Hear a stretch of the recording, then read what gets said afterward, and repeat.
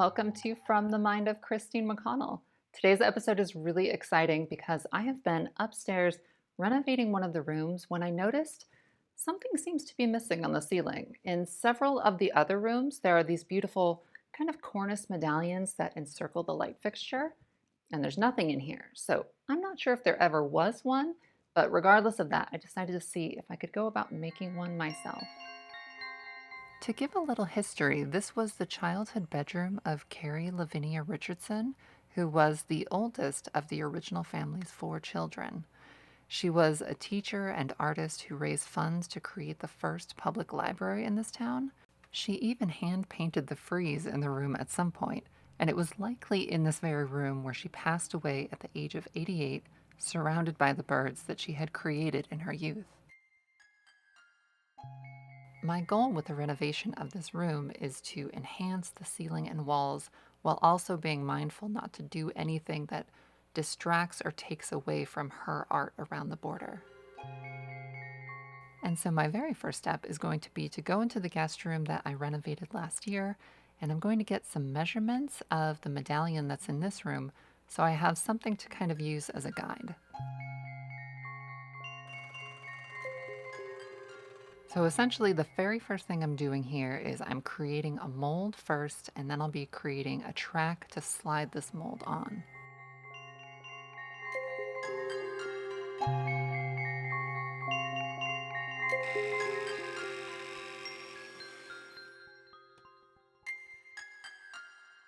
Now that I have my mold and my tracks ready, it's time to see if this is actually going to work.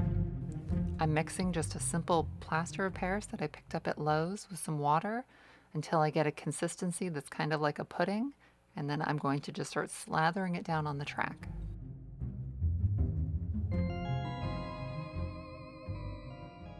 This needs to be done in multiple layers, and so far it's working.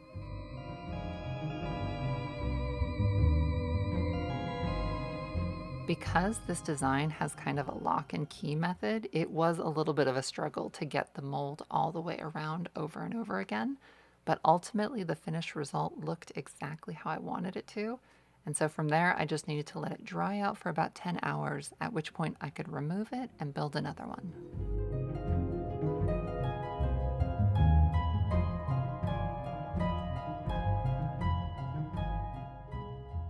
As these pieces all came together, I just couldn't believe that this was something that I could do myself at my own house. And it is unbelievably messy, but at the end of the day, who cares? Because the end result is so pretty. All right, well, that made an ungodly mess out of the attic. I'm sure there's going to be a little flecks of plaster in there for years. So now I need to let these dry out completely. And while that's happening, I'm going to grit out some paper so I can design a silhouette.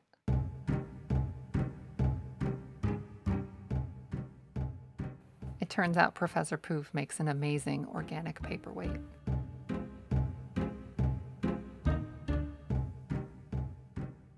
Once I had my grid, it was just as simple as laying my plaster pieces down, measuring everything out, and creating the design that I wanted.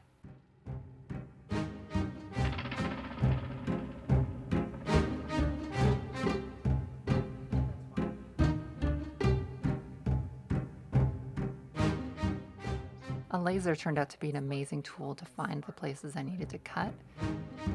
In addition to that, my project manager, Professor Poof, really approves of this technique.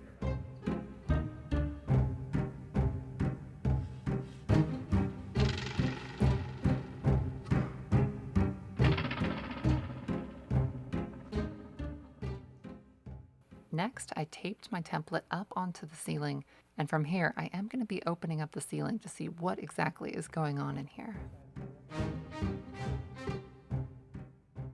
Okay, so I've opened up the ceiling, and sure enough, there was a medallion in here. I'm guessing the reason it's not anymore is I'm assuming maybe there was a leak at some point that might have destabilized the plaster, and once they had lost several pieces, they just decided to call it a loss and lower the ceiling a little bit. But I'm going to try to make this work to my advantage by only hollowing out the center, and hopefully what this will do is give my plaster pieces just a little bit more depth. I also spent a little bit of time examining everything, and I was able to figure out essentially what that original shape was, and it's not terribly far off from what I'm creating.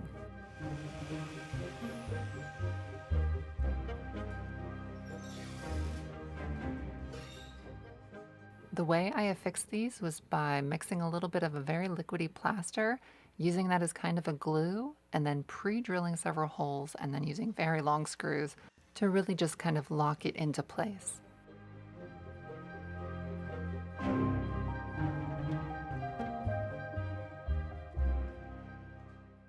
Once all of my pieces were installed, I mixed some plaster and put it in a cake piping bag, like for icing.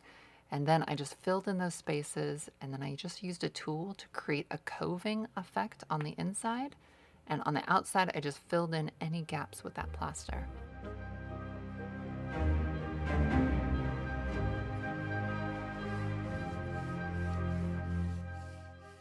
All right, this is looking so beautiful. And honestly, I really could just leave it at this stage and it would be great. But I have a little bit of an idea that might bump it up a notch, and I'm gonna see if I can't give that a try. There are some really beautiful decorative elements on the exterior of the house, and so I'm going to be using those as an inspiration for what I want to create.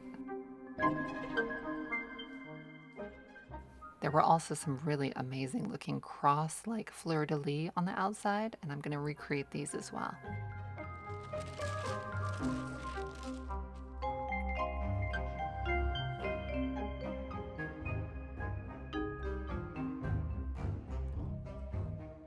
Okay, I am super jazzed with how these drawings came out, and now I'm going to use some polymer clay to turn them into three-dimensional pieces. The way that I'm doing this is I'm just putting the polymer clay directly onto my trace, getting that shape pretty defined, and then just building a three-dimensional shape from that silhouette. Sculpting this larger piece took some doing, but I was really happy with the finished result.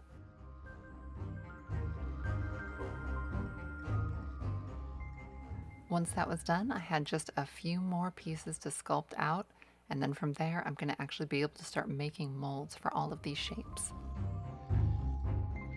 I'm using a two-part silicone mix to create these molds, and something I loved so much about this entire project is every single one of the supplies I used can just be picked up from either like a Lowe's or a Michael's. Any kind of hardware or craft store is going to have everything you need to do everything I'm showing. Once the molds were ready, I just began mixing plaster of Paris in a really kind of liquidy consistency and filling the molds up.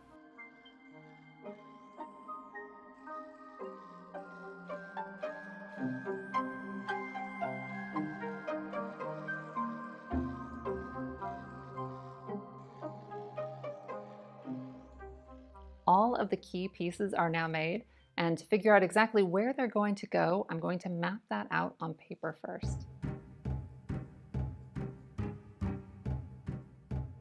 I originally brought home Arthur Buttons as a gift to the captive and somebody to keep Gertie company, but he had other plans and he has just decided that he loves me so much, and now I constantly have this adorable furry barnacle that just kind of just goes with me everywhere I go.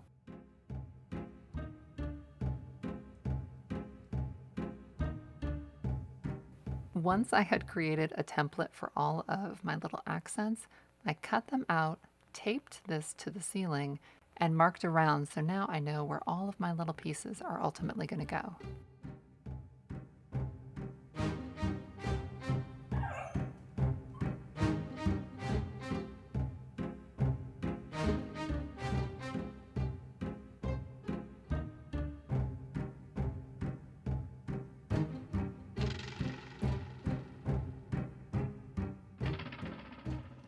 If you've enjoyed this episode so far and would like to see a whole bunch more, follow the link below to Patreon, where I do a new episode every single month, as well as craft alongs or live streams. Just this last Valentine's Day, I did a chocolate covered strawberry episode that was really fun. And just this last weekend, I did a painting your pet craft along where I just basically sat down for 2 hours and did my very best to create a fun little portrait of Arthur Buttons. Next month's Patreon episode is going to feature how to create a really beautiful creamy ombre on the walls as well as the ceiling, and also just how to really highlight a room with paint. Before I can reveal the finished room, I just had to do a little bit of cleaning and then install this amazing light fixture that I found on Facebook Marketplace, and it is from this period, just about the 1870s, I believe.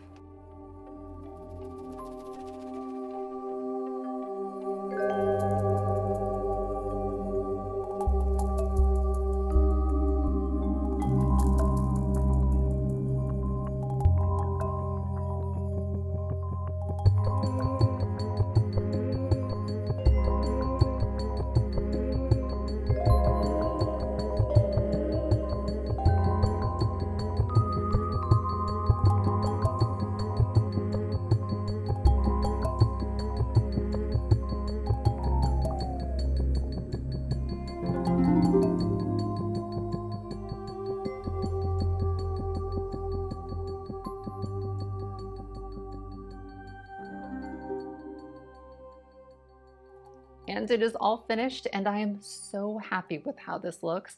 Honestly, before I started, I wasn't even sure that this was possible for me to do. And now I just know that one day when I'm in my grave, I'm going to be so happy knowing that this is going to be here long after I'm gone. I mentioned earlier that there are 3 full-length episodes of this project on Patreon that really delve into all of the important details, as well as the numerous fails that happened along the way. While there were plenty of disasters with this project, there were also a bunch of successes. And so if you are in the second tier and up on Patreon, I'm also going to be uploading the patterns to everything that I created that you've seen. Thank you so much for tuning in. I hope you've enjoyed this. And until next time, take care of yourselves, and I'll see you again very soon.